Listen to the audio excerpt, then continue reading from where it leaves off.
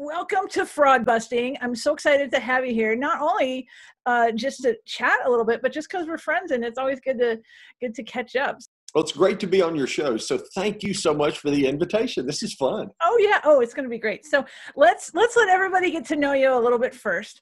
So we're just after Easter when we're recording, and we're in the middle of the apocalypse. We're locked in. And so tell me, how's your toilet paper stash? You know, I'm good. I am prepared. Are you? Okay. Yes. And I've learned the more cheese you eat, the less you need. So, Okay. Hey, what can I say? You know, you have to have these mental precautions. Well, people tune in and you never know what you're going to learn here. So there you go. See? Number one for the day. Okay. What about Tiger King? Are you watching Tiger King? No, I have not done that yet. I've been hooked on Dirty Money. Oh, okay. Which is really good. And it's, some of the things that are funny to sit there and watch, I've written about. And it's like, oh, it's so cool to have written about it. And then you see it kind of in a docuseries on Netflix. Oh, I'm going to write that down because I haven't seen it. Yeah, Dirty Money's good. It definitely is good. Okay. And so are you saying it's pretty true to life or? Oh, yeah. Yeah. It's kind of fascinating. I mean, especially with what you're doing, you're talking about fraud busters. It's got these great stories about fraudulent things that took place and kind of how that process got started, and did it intend to be the way it ended. And it's a pretty good series. Yeah. Okay. All right. Good deal. Okay. Just a couple more questions. What in this apocalyptic time, what is the latest time you got out of your pajamas and into real clothes? Oh, wow. That's a wonderful question. See, you're assuming that I'm not in my pajamas right now. No, see, I'm assuming that you are. No, actually, I'll say, it's been one of those things. I have found that I'm sleeping in a little more in the morning, which I am enjoying. But I'm also able to get a whole lot of stuff done in a day because you don't tend to have the same interruptions you do in a normal day like we had been accustomed with phone calls or people at the office asking questions or whatever the circumstance. So exactly. Okay. So, but you never gave me a time on your pajamas. Okay, so let's assume that's somewhere in the 9 to 9:30-ish range. Oh, that's not bad. I had someone tell me 3 o'clock of the following day. So don't be ashamed at 9. Yeah, no. Yeah. Okay. Last question. Earliest time you started drinking?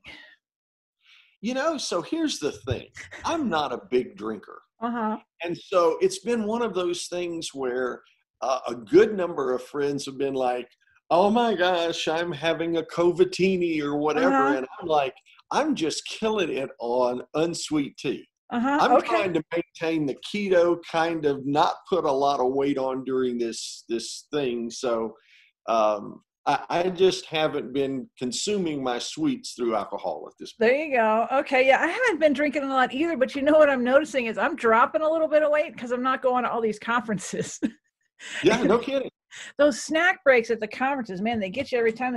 You're hungry, and then they show up with cinnamon rolls. I'm like, come on, I don't have a chance. And we're doing this 3 times a week. I know. So, all right, let's jump in.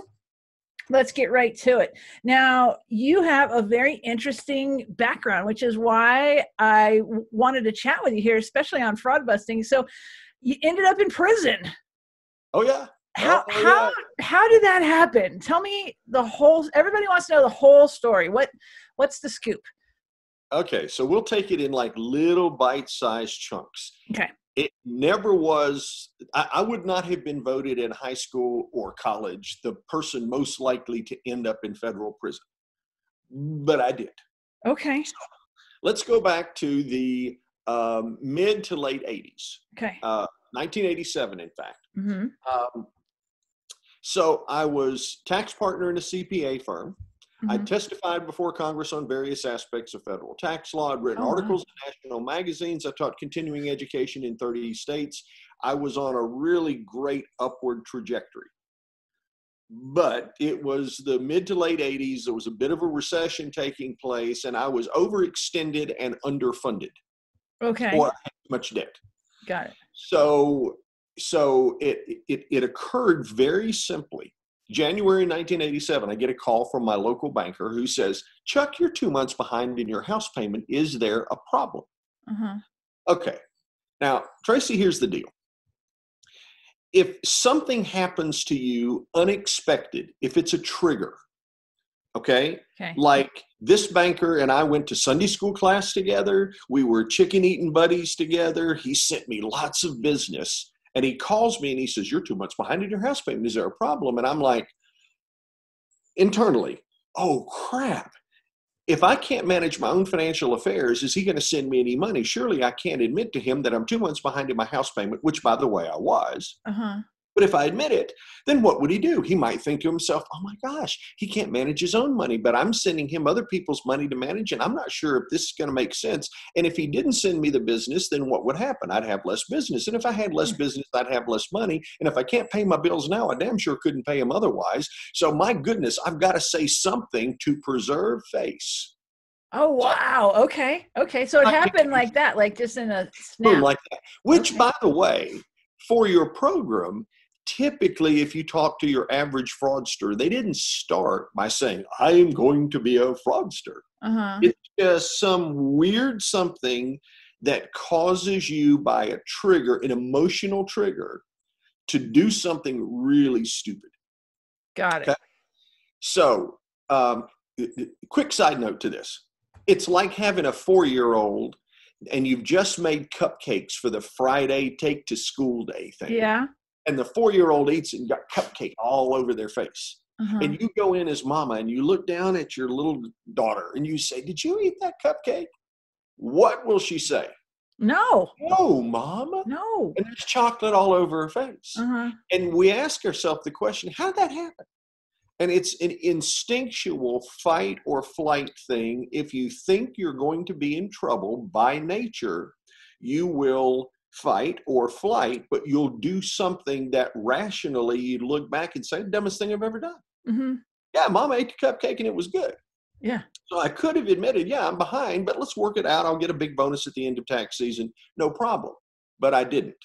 Oh, got it. Okay.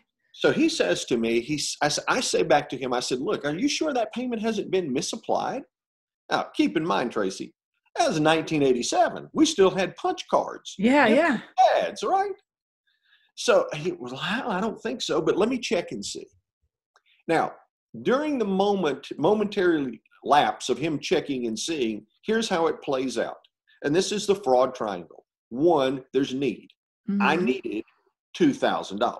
Okay. That's what it was. $1,000 a month, 2 months, $2,000. I need $2,000. Oh, crap. Where am I going to find that? Mm-hmm. So my need moves to opportunity. Where is the opportunity for me to quickly lay my grubby little hands on $2,000 to maintain the ruse that I am able to maintain my financial affairs? Right. Okay. I could have gone to my partners, but the partners that signed the checks were at an audit in the far western part of North Carolina and would not be back. And this was on a Friday. Okay. That wasn't going to happen. Couldn't do that. Could have called mama, but mama lived in Maryland. So I could have called her and said, hey, can you loan me $2,000? And she would have said, sure. Mm-hmm. Except it's 1987. I mean, we didn't have PayPal or deposit a check by phone, kind of none of that stuff exists. Yeah, it'd take a few days. Right. Not going to work. I got to solve this problem quickly. Mm-hmm. So I then thought, okay, wait a minute. I'm a trustee of a client's trust. Oh. I know. That's the sound that I get every time I admit that to a group. And the beneficiaries of the trust would not need the proceeds for approximately 8 to 10 years. Mm-hmm. So need moves to opportunity, moves to rationalization. Mm-hmm. Now, rationalization would be, okay, I'm going to borrow money from this trust. Notice the operative word, borrow. Borrow. Right. I'm going to borrow money from this trust.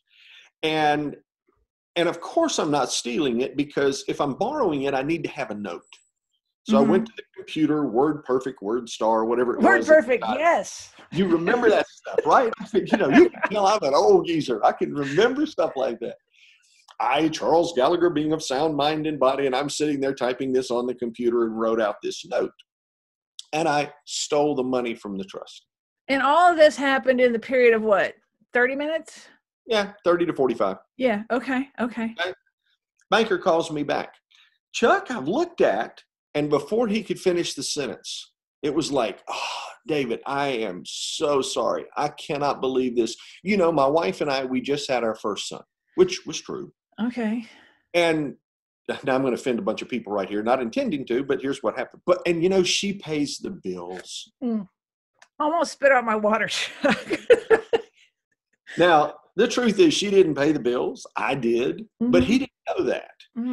And she thought in her postpartum time that I was taking care of it. And gosh, I thought she was, and I can't believe I've done this. And I'm going to bring the money down and pay you right now. And he responded, he said, Chuck, don't worry about it. He said, when I was in college, I passed a bad check once. And we had this male bonding moment. Got it. And I took the stolen money, paid the delinquent house payments. We had a good laugh over it. Done. Okay? Now, Got it. End of tax season, I get a big bonus. So if you and I were in a large conference and I was talking to a large group, I'd ask the question, how many of you think at the end of tax season when I got my bonus, I paid off what I had stolen? I think you did. I'm raising my hand. Okay, I appreciate that. Thank you so much. It warms my heart. Does Traci. it? Okay, good. Yeah. Good. I did. Okay. Of course, I paid it off because if I've had a need and I found an opportunity to truly rationalize the fraud, I needed to pay it off. So I did. But I found out, well, gosh, it was easy. So I did it again. And I paid that one off. And then I found out, gosh, it really is easy. It was almost as if I had my own private hedge fund. Yeah, or a line of credit, yeah. Or line of credit. So functionally, what happened was from that simple beginning in 1987 through November of 1990, I ended up creating a Ponzi scheme and embezzled $254,000. Oh, wow. So was it actually an investment that you set up that you ran like a Ponzi scheme, or how? There was a fake investment that I set up and ran like a Ponzi scheme. Yeah. Right, because you could, because you were right there. Right. So from a functional perspective, and people then come along and they'll say, well, what did you do with the money? Yeah. Lifestyle. Because here's what I found, which is really weird. And I'm not sure that it's any different in 2020. So let's be honest. Okay. But the more money I invested in lifestyle, house, car, clothes, blah, blah, blah, the more that investment people could see, the more they wanted to do business with me. Oh, okay. So people would look and they would say, well, my gosh, he really must be good at what he does. I mean, look at the trappings. Yeah. He is. So it was, and during that process, the psychological part of it that allowed it to continue was, well, but I'm making more money. So as long as I'm making more money, I have the capacity to repay. But the repayment in reality was just taking more from someone else and making the Ponzi scheme. Not that, by the way, I knew what the heck a Ponzi scheme was. I learned later that's what it was. Oh, really? No clue. Okay. Not a clue. But learned later that's what it was. It was just a natural occurrence of the beginning of theft that continued to multiply. Wow. Okay. So at a certain point, did everyone want their money back and you were like, sorry, I'm out? Or what, how does it actually end up melting down? Like, what's the... Okay.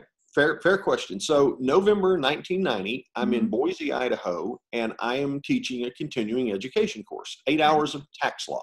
Okay. I know that just sounds so titillating. It sounds riveting. Yes. Oh, yes, there it is. But 8 hours of tax law, we break for lunch, and there's you remember the old pink slips. It said, while you were out. Yeah. And that's how we used to get notes. Yeah. Well, there was one on the door, and it said, call your partners ASAP. And I was kind of hungry, but everybody had gone to get lunch, and the phone bank line, which is what they used to have, was available at the hotel. So I placed the call, talked to one of my partners, and he said, listen, he said, one of the clients that you've invested some money for or something or another has had a change of circumstance. They need to liquidate the investment ASAP. And he's called me 4 times today. I have no earthly clue what I'm supposed to be doing. If you'll just tell me where the file is so I can get the process started, I'll get him off my back. Mm-hmm. Okay. Now, Traci, here's the truth. The truth was it was a Ponzi scheme. And for a Ponzi scheme to work, you have to have an influx of cash equal to or greater than the amount you need to pay out when you need to pay it out. Exactly. But this was unexpected. Mm-hmm. There was no influx of cash that would allow me to instantly liquidate someone's investment. Mm-hmm. So I told him, I said, listen, I said, it's not like this is invested with Charles Schwab. We just can't call Chuck and liquidate the investment. So I'll tell you what I'll do. I'll make a telephone call or two, and I'll be back in the office tomorrow anyway, but call him and tell him that I've got it under control and that we'll have his investment liquidated real quick. That'll get him off your back, and it's just easier for me to do this than try to get you involved in something that'll waste too much of your time. Oh, now that is a real classic, like what I hear from bankers when they report fraud. It's keeping other people away from the papers and all the files. Yeah. Yep. I knew at the time that call was made that the card had been now pulled from the house of cards. Mm-hmm. It was all going to collapse, but no one else on the planet, just me and God, knew what was getting ready to happen. Oh man. Okay. So that's how the collapse began. Okay. And then what happened when you got back or the next day? Well, there's kind of 2 parts to the story. Okay. The first part was the night before, I actually considered ending my life. Oh. It was one of those moments where it's like, okay, I have legitimately been successful. I was very good at what I did.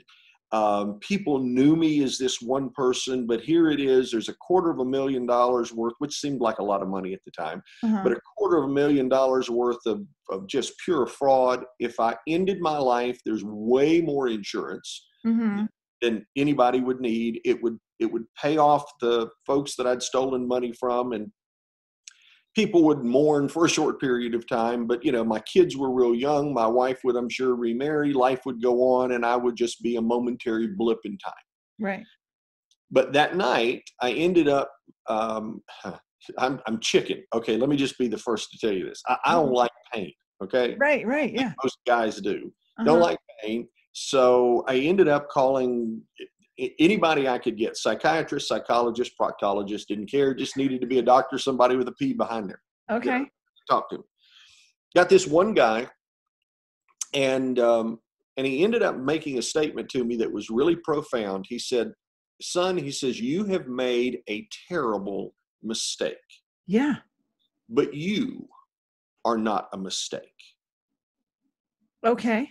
And it was like, okay.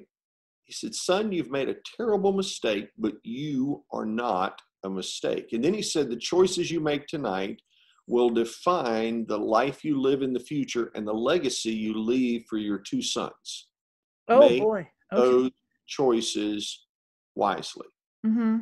Now, Traci, because of that, I made it through the night. Mm-hmm. Obviously still here, which was a real blessing. In ways that I can't even begin to fathom.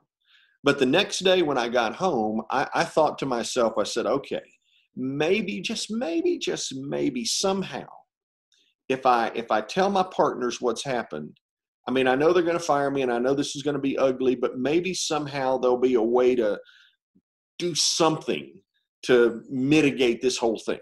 Right. Like maybe they'll say, we're going to go borrow the money legitimately, pay everybody off, and nobody will know, you're fired, and that's where it will be end. So I get back the next day. I needed to visit with my wife, obviously, needed to visit with my partners. I figured I'd try my partners first because that was like a practice round for golf. got in there. For your wife. Oh man. Okay. It's like, maybe, I don't know, maybe there's just some way this is going to work. She had no idea, by the way, what was taking place. Anyway, long story short, went into my partners. One of them told me that he had a solution. I was ecstatic over the idea that he had a solution. He told me he was a big hunter, that he had the appropriate ammunition and pistols and so forth for me to end my life. I should go down by the river to do that. There's plenty of insurance. So he had your first solution kind of up his sleeve. Yeah, he read my mind from the night before. Now the other one, no political intent with this, but with like Donald Trump flair, said, "You're fired. But you need to tell us everything. You at least, you owe us that." Right. I decided at that point there was no point in hiding it. It was just, let's just lay it out, the cards on the table. There's no particular reason why this should be hard. So I admitted to them that functionally I was a liar and a thief. And after I met with them, then I went home and had to admit the same thing to my wife. So for everybody that was close to me, it was an incredibly devastating day because, this illusion of who you are just got totally shattered from people that, from practical perspectives, trusted you the most.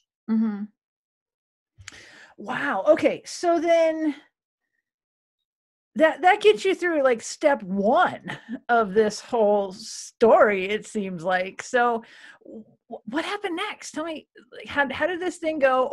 Or would you like to maybe take it a different way? I'll let you pick and say, like, what are some of the signs? Like, what are some of the signs that people can look for, at least in this little segment, right? Like a dishonest, like, financial guy that they're working with. Like, is there anything, because we picked out one sign, is there anything else that, like, looking back, like if they hadn't known what to look for, they could have picked it out sooner, like before the cards fell? Yeah. Okay. So that's actually a really cool question. Okay. So let's look at it this way. You are the person, you're the client. I'm the client, right? I'm the fraudster. Okay. So here's the way you would identify that there's going to be a fraud. Something's wrong taking place. First thing I would do if I was a fraudster is I'd say, Traci, look, we need to talk. I really value you as a client. You're probably one of my favorite clients. But one of the things that's come up is, in this COVID-19 thing, there have been a lot of things that have underlying now have surfaced. And there's a very highly specialized fund that's available right now that's paying a 12% per year guaranteed return. Now, it's a minimum investment, and you have to leave the money in for 5 years in order for this to work, because there's a cycle to what's taking place in the development of this vaccine and then the second tier of the vaccine that will be coming out. And the reason I'm mentioning it to you is I've only got 10 slots available to be able to put people into the fund. And again, because of our relationship, I just wanted to let you know it's available. If you're not interested, no problem on my end. Oh, that is rolling off your tongue really easy. Okay. Well, I've been like there. That is scary, Chuck, how you just did that. Okay. So number one, there's a promise. So notice what happened. It was exclusive. The promise was 12% per year, guaranteed for 5 years. Got to leave it in for 5 years. I only have a limited number of spaces that are available. So it's kind of like fishing. It's like, I know I've got this barrel of fish out there, so I'm going to cast the bait, but then I'm going to start reeling that back in, because in reality, I want you to want it. Yeah. I don't really want to sell it to you. I want you to be like, oh my God, I've got to get in on that. That's awesome. Okay. So promise would be the first part. If somebody's making a promise that sounds too freaking good to be true because normal people can't get it, most of the time it ain't real. Got it. Okay. Number one. Two is illusion. Now the question is, well, what's the investment? Okay. So let's think this out just in terms of playing this up. What's the investment? Well, I connected it to COVID-19, and I said it's related to, whatever the I forgot what the word was, but you know, the inoculation that you're going to get, or the whatever. What did you say? Yeah, I know. Well, Vaccine. both Vaccine. That's what vaccine. you said. Okay. Yeah. Okay. So look, you don't know jack about a vaccine. I don't know anything about a vaccine. You can throw out a number of names, Gilead Sciences, or come up with some names of places that would seem to be reasonable that you could, you know, I could send you articles on or something that would lend the belief that this was real. Okay. So most frauds, after they get you from the promise, they're going to give you something to make you believe it's real. Okay. We're going to take a quick time out. Bernie Madoff was brilliant. How in the hell he was able to print out statements every month and send them to people who were really financially smart, that were able to trick them into believing that he was successfully creating the results he was, is mind-boggling to me. Really? So just the logistics of it is what's the most fascinating? Amazing. The guy was brilliant, just used it the wrong way. Right. Okay. But for the most part, you're going to create something that the illusion is going to be enough that you would believe it. Okay. So promise, illusion. The third thing is trust. Okay. So who do fraudsters defraud? Generally speaking, it is people that are closest to them that there's the greatest trust in. Okay. Yeah. Okay. So Bernie Madoff defrauded generally people in the Jewish community. Why? Because he was Jewish, because he was connected there. Because if you have people who are connected there that are part of this, it's like, oh my God, he's great. So for a fraudster, all you have to do is get one person to bite, then get a second to bite. And after the first two bite, the first two will be the best sales pitch you ever had to the third. Got it. Okay. So it becomes a community thing. Exactly. Okay. So play this out for just a second, because both of us are involved in the National Speakers Association. Now, I want to be crystal clear with this. I'm not perpetrating a fraud. This is for purposes of your show. Yeah. But if I were perpetrating a fraud, who would I go after? I'd go after someone in the National Speakers Association that we're friendly enough they would say, oh my gosh, this is great. So let's just say, for hypothetical purposes, it's Scott McCain or Jane Jenkins Hurlong or Steve Gilliland, but someone that's in the Hall of Fame that people would know. And if I said, look, we've got this program that mitigates problems that speakers have in downturns because we've been able to do whatever the heck it happens to be. Sure. You know, Scott's an investor, Jane's an investor. Traci, you might want to consider that because of our special relationship and what you do. I think you'd be awesome for this. Yeah. It gets everybody on board, and it has a little prestige right there with it. Exactly. So what you do is you're going to pick up the phone and call Scott or Jane, and they're going to say, oh yeah, it's great, man. Chuck told me XYZ is happening, and I've been getting the checks just like clockwork. Of course, he's getting checks from somebody else's money, but he doesn't know that. Right. And then all of a sudden, if you get enough people on board, which is what Madoff did, then it becomes the place you want to be. Right. And the better you are at it, the more you push people away, because by pushing them away, it causes them to draw closer. Okay. So it's a pit: promise, illusion, trust. Got it. Okay.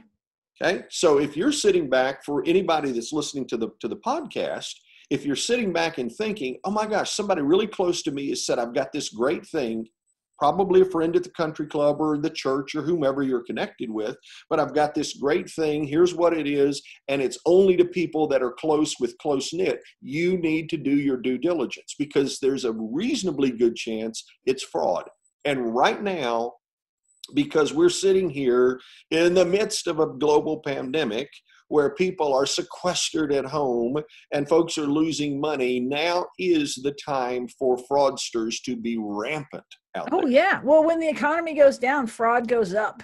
Absolutely. And people are just starting to feel the desperation. I mean, we are just scratching the surface of what we're going to see. Yep. So those are brilliant tips. I love that. So, okay, what happened next? You've admitted it to your business partners. You've admitted it to your wife. You got fired. Yep. Mm-hmm. Went to the clients and told them what happened. Of course, they did not like me. That Yeah, would no, be huh? a minor understatement. Mm-hmm. But Tracy, the question to them was, well, first, I went to the State Board of CPA examiners and said, look, I'm relinquishing my license. There's no sense in conducting an investigation. I'm just outing myself. Let's just Uh-huh. be done with it. Yeah. But I went to the clients that I had stolen money from and I said, look, here's the choice. You can put me in jail and I will not be able to earn any money and therefore I can't repay you. Mm-hmm. Or we can work out, give me time to see if I can work out being able to repay you in exchange for you not wanting to immediately prosecute. Uh-huh. And the 5 clients that I had stolen money from, I'm going to make it easy for me and use $50,000 a piece just so we Mm-hmm. can do the math. Didn't like me, but they said they wanted to be repaid. Mm-hmm. So with the help of family and friends, I was able to ultimately raise the money to repay them, all the principal plus interest at 9%, which they were okay with. Mm-hmm. And the local DA did not want to prosecute. He said, look, you've lost your license. You've lost your interest in the partnership. You and your wife have sold every asset that you have. You've repaid everybody. You repaid them with interest. I mean, there's just no value here. Plus, I Mm-hmm. used to do his tax return, and he was a nice guy. Okay. Okay. So you got the money, like, I guess loans from family is what it sounds like for the Loans most from part. family and bank. Yep. Yeah. And then what Paid it happened? back. Well, it was mid 1991. After all of this was paid off, I get the knock on the door. And at the door, there is the 2 people dressed in suits. One was the IRS and the other was the Department of Labor. Uh-huh. Department of Labor criminal investigator said, are you Charles Gallagher? Uh-huh. In the South, when you're called by your Christian name, you're in trouble. Oh yeah. Yeah. And your middle name. Yeah.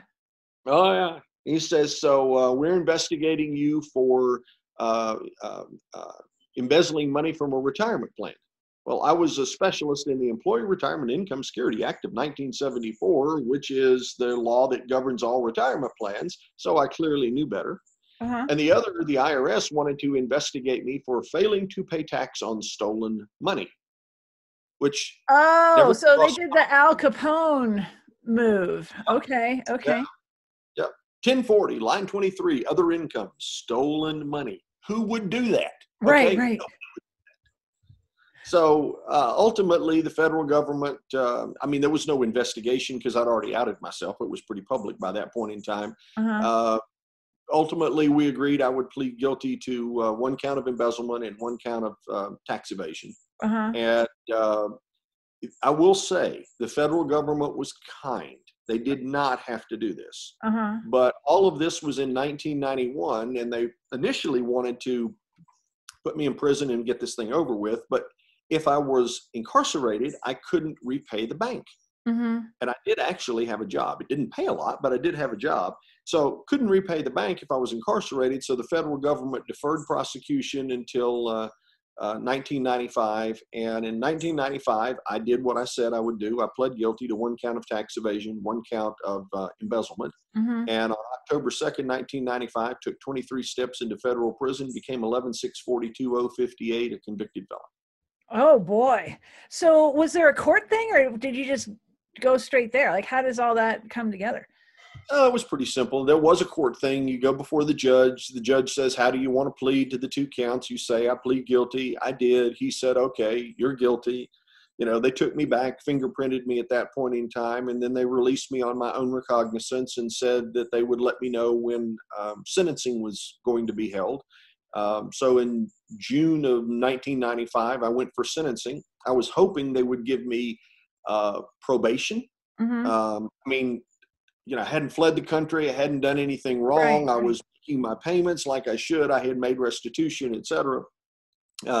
Judge sentenced me to 18 months active, 3 years probation following that, and then told me, okay, go home and we'll tell you when to report. And then they told me when to report to federal prison. And on October 2nd, 1995, that's the day I walked in. Oh, wow. Okay. So what's prison like? Like, I'm so like, is it like TV or is it like, what's the experience? Okay. It's not so much like TV. depends, I guess, to some extent on which prison you're in. I was in a minimum security prison. Now, most people say, oh, well, yeah, Club Fed, that's where all the white collar people hang out. Right. Wrong. No. Okay. So it is a club because we're all convicted felons and will be for the rest of our lives, other than presidential pardon, and which I'm not expecting. You don't think Trump likes to pardon people? He's not been as willing to do that. His get a lot of attention, but it's like I don't have any celebrity on my court that's trying to like vie for me. What can I say? That's what you need. You need a Kardashian, and you'd be all right. That's it. And if I knew a Kardashian, I'd be in like Flynn. But yeah. I didn't know a Kardashian. What can I say? I've yet to figure that out, what the appeal is, but I guess I'm too old. I don't know. Anyway, so here's the thing. Prison was probably the worst experience that I've had, but it was the best thing that ever happened to me. Oh, okay. Explain that. So it's like, figuratively, it's like going in and just being stripped. You have nothing. There is no ego that you can play with because you're just the same as everybody else. Now, I was clearly a minority. It was 70% drug dealers, 30% everything else, whatever that is. It was 70% African American, 20% Hispanic, 10% white. So I'm this, white collar crime minority dude in a prison of predominantly drug dealers who have had 10 and 15-year sentences that because of good behavior got moved down to a minimum security facility. Okay. So, I mean, Traci, I learned more stuff than you could shake a stick at. It was the most incredible experience of learning different cultures, different races, different thought processes. It's like this shrinked 18 months of, oh, wow, I would never have gotten the education outside that I got inside. Oh, what's the number one thing you learned? Well, there's the number one is kind of hard, but there are several. You can go with two. Two is fine. Yeah. So when I first got in, my cellmate was a young African-American guy. His name was Buck. Okay. My name is Chuck. So we weren't sure if they put us together for comic relief or not, but it was Buck and Chuck. Okay. So in the first 24 hours, Buck says nothing. And I decide, well, if he ain't going to talk, I ain't going to talk because, I didn't go to Barnes & Noble, buy Prison for Dummies, wasn't sure exactly what I was supposed to do. Right. So 24 hours later, he looks at me. By the way, I'm not making fun the way I do this. It just makes sense if you hear it like it was. He looks at me and he says, yo, man. He said, what you in here for? And I'm like, ooh, he's spoken. I said, well, I had to put my like John Wayne, Clint Eastwood bad. I said, I'm a liar and a thief. He said, word? I'm like, word? Yo, man. I said, word. He said, you don't know what I'm talking about, do you? And he flies out of the cell. And I'm like, what the hell just happened? I mean, these are the first words we've spoken, and I got no clue what just took place. And then like the Tasmanian devil, he comes, he flies back in. He says, man, you ain't going to make it in here. He said, but I make you a deal. And I'm like, make me a deal. Already. 24 hours. Convict want to make me a deal. And then I thought, but I am a convict. Maybe it's okay. I didn't read Prison for Dummies and I'm not really sure. He says, I tell you what. He said, I'll teach you everything you needs to know in here. He said, I'll teach you the lingo. I'll teach you what you needs to say and when you needs to say it. He said, I'll have your back. He said, I'll make it so when you get out of here, you can go to the hood anywhere, any place, and ain't nobody going to mess with you. Okay. If you'll teach me how to speak correctly, so when I get out, I got a chance at getting a real job because I never want to be back here. Oh, man. Okay. So did you do it? Yeah. It was like he was an angel. It was like, here is this little guy who had a 10-year sentence, had already been through 5 years in a medium security place, comes in, and he's a street dude, Mm-hmm. and he wants me to teach him how to not be a street dude, and he's going to keep me safe. And one of the first things he said to me, he said, now, you made your first mistake with me, but it's okay. And I said, what was it? He said, you told me why you were in here. He said, Oh. don't tell anybody in prison why you're there or anything about your background, because the less people know about you, the more they will fear you. So if you don't want to get your ass whipped, don't Okay. tell them I'm an accountant. Because Uh-huh. if you tell them that, you're in trouble. Yeah, If yeah. they think you might have been with the special forces somewhere and they have no clue, and they say to you, what you in here for? And you say, yeah, I'm just doing my time. That's it. We don't need to talk anymore about that. This is not about me. Uh-huh. I'm just here for just doing my time. Oh my Then they will fear you and you'll never get in trouble. And it was like, that was probably one of the best pieces of advice I ever got. Oh, wow. Okay. So how could we apply that out in the rest of the world? Is it just always knowing more than is immediately obvious and having a cloak of mystery around you, or what's how can we use it? Well, if you sit back and you said, okay, what's the environment that I'm in and where do I find safety? Uh-huh. And that's kind of what he was laying out. It's like, look, if you want to be safe, just recognize if you're in an unsafe environment, more mystery equals greater safety. Okay. Because what people don't know keeps a bit of distance. Okay. Now, the flip side to that is if I want to be close, then it means I also need to be vulnerable. Oh, got it. So think about it. Whenever you're in a presentation, Mm-hmm. or if I'm in a presentation, if we're in this presentation and we're willing to be vulnerable, oh my gosh, as well as I do, at the end, when people come up to you, it's like, Traci, you were vulnerable.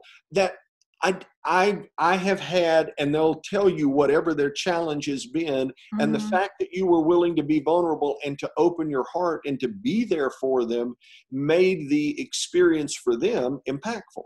Mm-hmm. Yeah, you didn't know that walking into your presentation, but you know it walking out. Right, right. So, less vulnerable may be more safe, or Mm-hmm. more vulnerable may be less safe, but more impactful. Right. Oh, wow. Oh, that's huge. That's huge. All right. So what else did you learn in prison? Anything else we can, because that was actually pretty huge. I love that. Well, there were a lot of things, some of which were marginally entertaining. The one thing Buck told me going in pretty quickly, he said, first Monday morning, they count you 6 times a day. It's called count time. They count you 6 times a day. And so at the 6 a.m. count, this is my first Monday.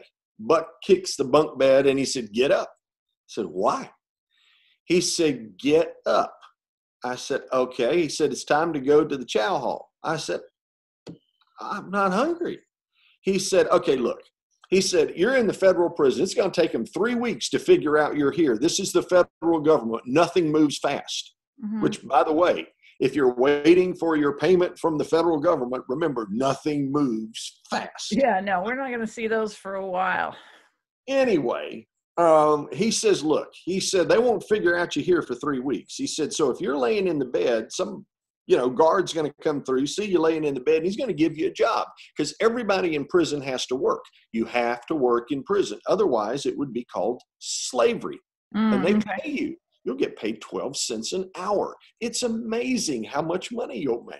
Uh-huh. Is it really 12 cents? Is that what you get? Yeah. Oh, my goodness. Okay. Yeah, 12 cents an hour. He said, so look, he said, for 3 weeks, you just need to walk around. Walk like you're going somewhere with intention.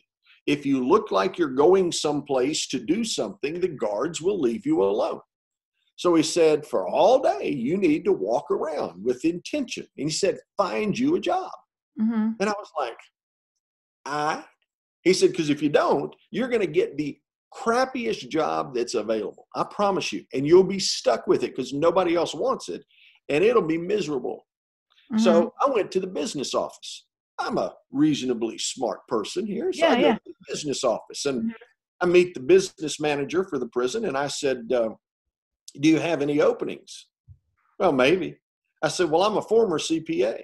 I believe I have an opening. that sounds a lot like Shawshank Redemption. Oh my God. Boy, Tracy, it so was.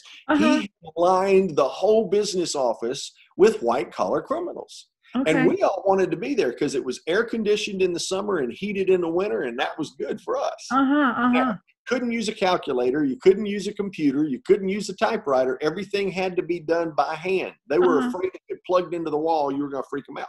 Okay. So anyway, I go in and I'm working. I'd been there for about 3.5 months. One day, the new warden walks in.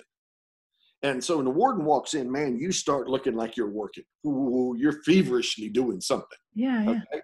Now, we'd all figured out that the prison was buying crap at prices 3 times what you could buy it for from Walmart. Oh. So we knew it was just ridiculous. Anyway, warden comes in, talks with the business manager. They go behind this soundproof room. And so you hear this muddled sounds. They're yelling. Right? He walks out, he looks at all the inmates and he said, inmates. We all look up. He said, you're fired. Now, Tracy, let me just say as a side note, going to prison sucks, but being fired from a prison job really is just, it hurts your ego. Does it hurt your heart there a little? Oh my gosh. But he felt like we weren't being punished enough. Oh, okay. So he brought the crack dealers who love being outside into the business manager's office, and they didn't know jack about accounting. And then took us and sent us out on this Air Force base where we were. So my job was cleaning toilets and urinals with a toothbrush. Oh boy, how long did that last? Till I left. Now, I am the bathroom cleaner. I will tell you that's a skill now that has transformed and moved into my home. So okay. I'm the man. Oh my goodness. Wow. Okay. So I don't want to take a ton more time here, like of your time, and I know people are listening. So one last thing out of prison that you got, or would you like to talk about what people should think about, like moving forward, like if they have what it takes to be a fraudster? I saw something along those lines from something I saw with, maybe you wrote or someone wrote, but you were definitely involved in it. Okay, so let's think about this for just a second. First thing, let's talk about what it takes to be a fraudster. Now, I'm going to make a statement that will be a bit controversial, but I'm going to suggest anybody could be a fraudster. All right. Okay. Now, there are some people that are like, well, I would never do anything wrong. Okay, great. Well, I'm going to challenge that for just a moment. So let me play this out for just a second. Question 1. Would you, if you're listening to this, would you voluntarily choose to do something unethical? It's either yes or no. You want me to answer? I guess it would depend on the circumstance, but probably not. Probably not. Probably not. Okay. Yeah. All right, let's go to question 2. Okay. Do you think that voluntarily breaking the law is unethical? Not always. Not always. Yeah. Okay. That's an interesting response. Okay. Well, okay. So let me explain it. So if I was going to run a stoplight, that's breaking the law, right? Right. But I would say it's unethical and just unsafe in rush hour. But at 3 a.m. when no one's around in the middle of a quarantine, am I going to sit there? Probably not. Okay. All right. So you have, which is fair, and that's good. You have basically said there's kind of some arbitrary internal guidance limit as to what's kind of okay and kind of not okay. Okay. Now, you and I both are going to fall into the next 2 answers. Have you driven on the interstate highways in the past 2 weeks? Yeah, I did. Do you speed? I think I did in the last 2. Yeah. Okay. Now, most everybody, if you ask that question, would say, well, yeah, 5 to 10 over. Yeah. So, easy, yeah. So let's play it out for just a second, because it's really important for people to think about. Because a lot of people will say, well, I would never do anything wrong. All BS. Wrong. You speed. And here's what happens. I get on the interstate highway. I need to go from point A to point B. Maybe I didn't allow for enough time. Now, today on the interstate highways, it's wide open. Yeah. But You know, if it was 3 months ago on the 405 out in LA, God only knows how long it would take you. Hours. Okay?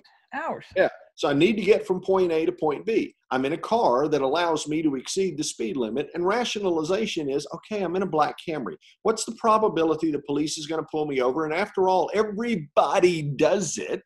Right. And if everybody does it, then if I don't do it, I'm really going to be creating, I'm in my head now, a traffic conundrum. People are going to be flying by me, flipping me the bird, doing all of these crazy things. Oh my gosh. So we just have to do what everybody does. Okay. So if we're willing to do that speeding, what are we willing to do within our companies? Mm-hmm. Are we willing to sit there in our companies and take our phone and surf Facebook and do text people all during the day, realizing that if you add up all the texts and all of the surfing on Facebook and the likes on Instagram and the whatever it happens to be, you've just stolen an hour, hour and a half of time from your employer. Mm-hmm. But everybody does it. And I mean, you know, I just set the phone down and I'll go back to working because they don't pay me enough. And this is really ridiculous, etc.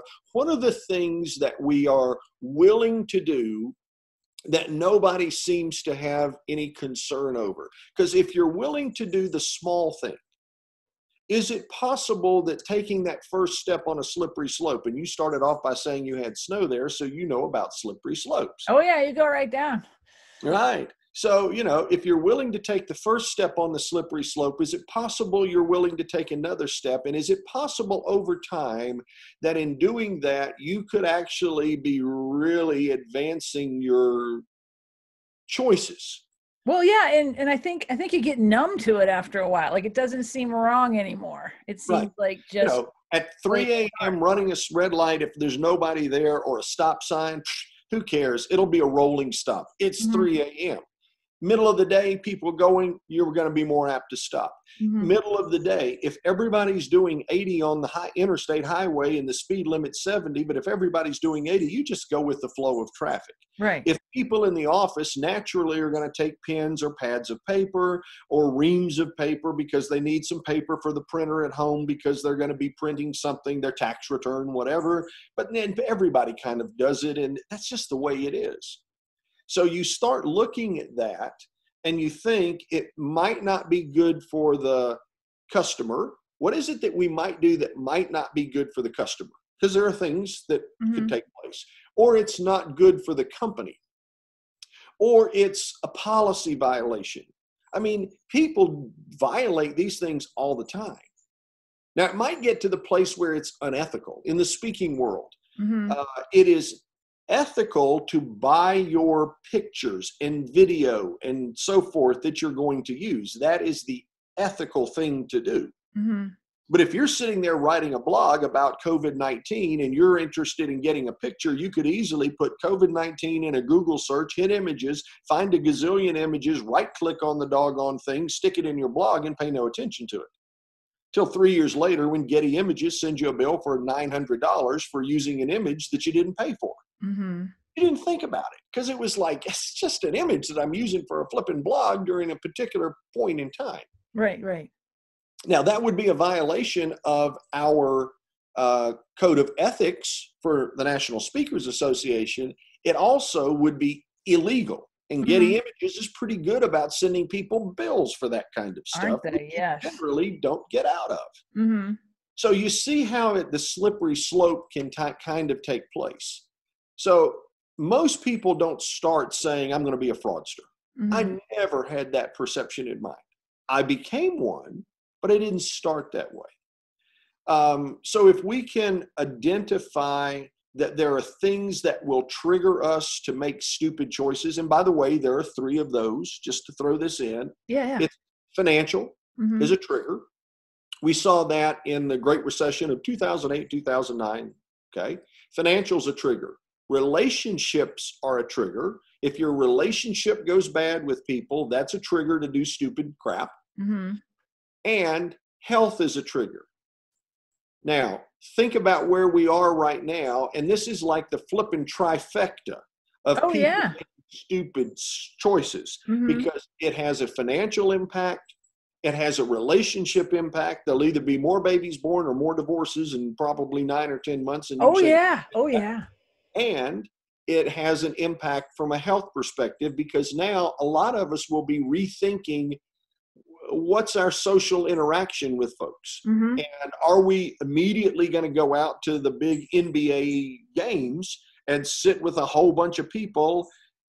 People will rethink what that experience is going to be like.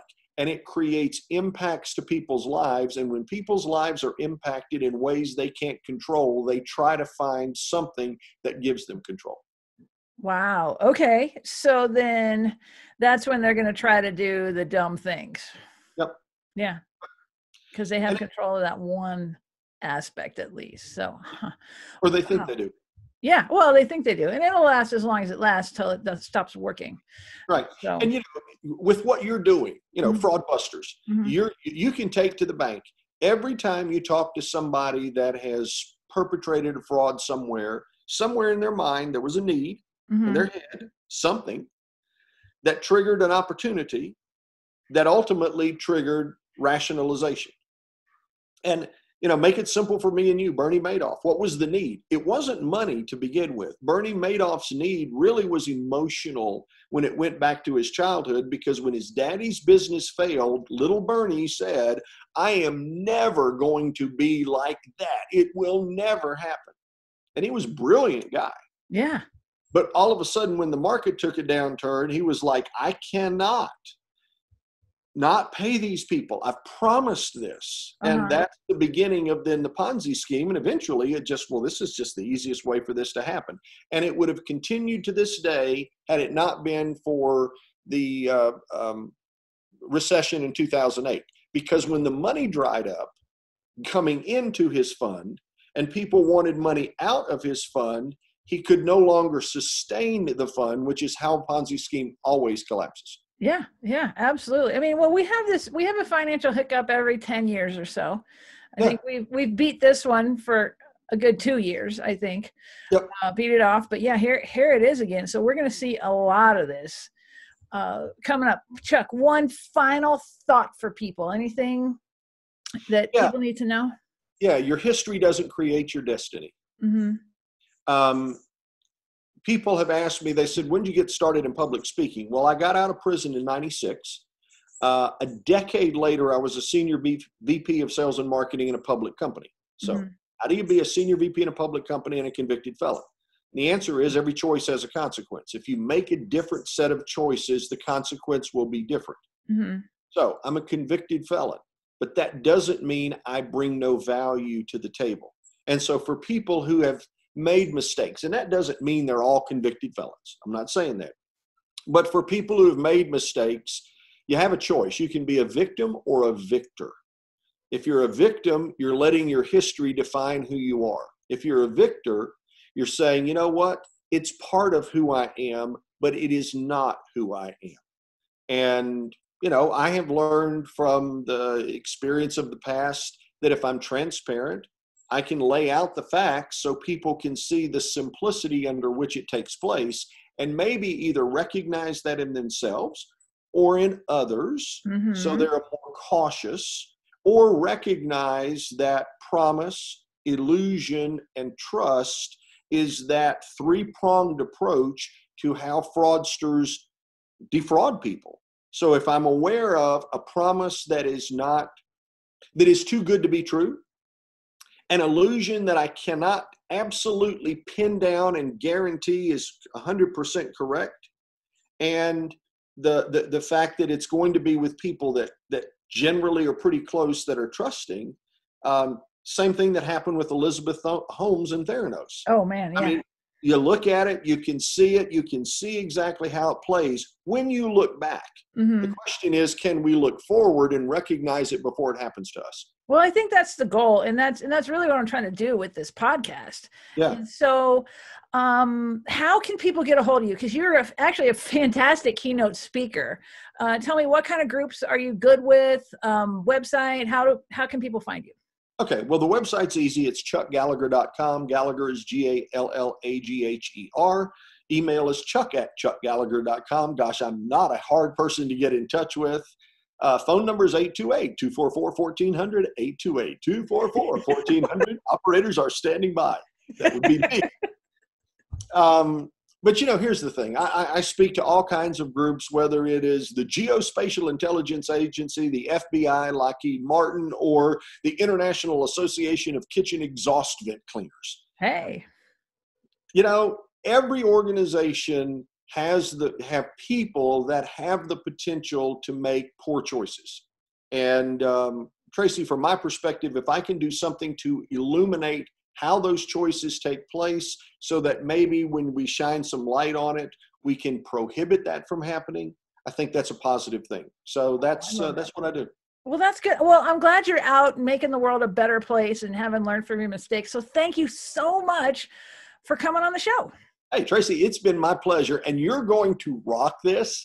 I know so much about you. The cool part about it is if I was a fraudster and not being willing to be totally open, I'd be afraid of you because you know how that body language thing works. And the next thing you know, you'd be like, no, crap, no. I know what's going on there. So quit lying, Chuck. Yeah, well, look, come on, don't out me. No, it's all good. Thank you for helping me out.